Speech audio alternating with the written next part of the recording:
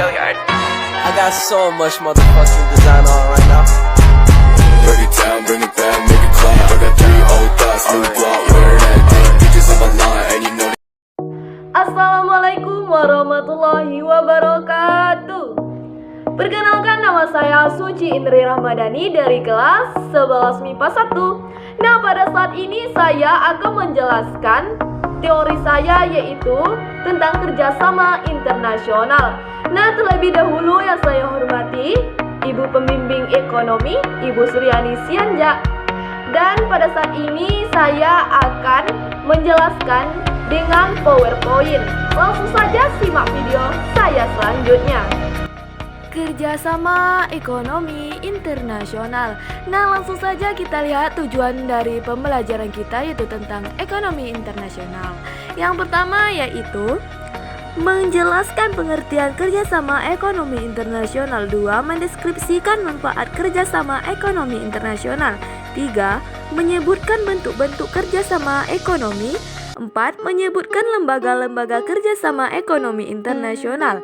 5. Menyajikan bentuk dan manfaat kerjasama ekonomi internasional. Yang keenam yaitu mengembangkan nilai-nilai karakter budaya bangsa seperti demokratis, kerjasama, dan peduli sosial. Kemudian tujuan dari adanya kerjasama ekonomi internasional. Yang pertama yaitu mempercepat pembangunan dan pertumbuhan ekonomi negara-negara di dunia. 2. Menciptakan perdagangan yang saling menguntungkan. 3. Meningkatkan kualitas hidup bangsa-bangsa di dunia. 4. Mencukupi kebutuhan dalam negeri. 5. Meningkatkan produktivitas dalam negeri. 6. Meningkatkan pendapatan negara melalui ekspor. Dan meningkatkan persahabatan antar negara. Selanjutnya yaitu tentang bentuk-bentuk kerjasama ekonomi internasional. Yang pertama ada kerjasama bilateral. Nah, kerjasama bilateral ini adalah kerjasama ekonomi yang dilakukan oleh dua negara. Contohnya, Indonesia kerjasama dengan Jepang dalam mengembangkan industri otomotif. Dan ada juga Indonesia dan Malaysia kerjasama dalam pemanfaatan dan pengembangan tenaga kerja. Dan ada juga Indonesia dan Jerman kerjasama dalam pengembangan industri pesawat terbang. Yang kedua ada kerjasama regional. Nah, kerjasama regional ini adalah kerjasama ekonomi yang dilakukan oleh negara-negara yang berada di kawasan tertentu. Contohnya negara-negara di Asia Tenggara saling bekerja sama dalam wadah organisasi ASEAN, Association of South Asian Nations, dan negara-negara Eropa lainnya saling bekerja sama dalam wadah Uni Eropa. Selanjutnya ada kerjasama multilateral.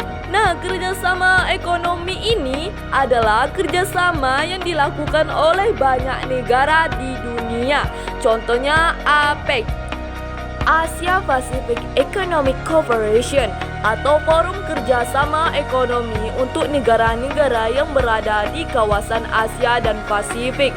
ASEM, ASEAN European Meeting, yaitu kerjasama antar kawasan Asia dan Eropa. Manfaat kerjasama ekonomi internasional. Yang pertama, memperluas lapangan kerja. Yang kedua, memperluas pasar. Yang ketiga, mempercepat pertumbuhan ekonomi.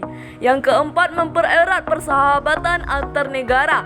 Yang kelima, meningkatkan efisiensi ekonomi. Yang keenam, mendorong kegiatan investasi antar negara. Yang ketujuh, meningkatkan kualitas atau mutu proses produksi. Selanjutnya yaitu tentang lembaga-lembaga kerjasama ekonomi internasional. Yang pertama ada ASEAN, Association of South Asian Nations. Terbentuknya ASEAN berawal ketika Indonesia dan Filipina mengakhiri konfrontasinya terhadap Malaysia. Bentuk pada tanggal 8 Agustus 1967 pada Deklarasi Bangkok. yang dihadiri oleh 5 anggota atau 5 negara, yaitu Indonesia, Malaysia, Singapura, Thailand, dan Filipina. Yang kedua ada OPEC, Organization of Petroleum Exporting Countries, yaitu adalah organisasi negara-negara pengekspor minyak. Kemudian ada Bank Dunia atau World Bank. Bank Dunia adalah lembaga keuangan internasional yang menyediakan pinjaman kepada negara-negara berkembang.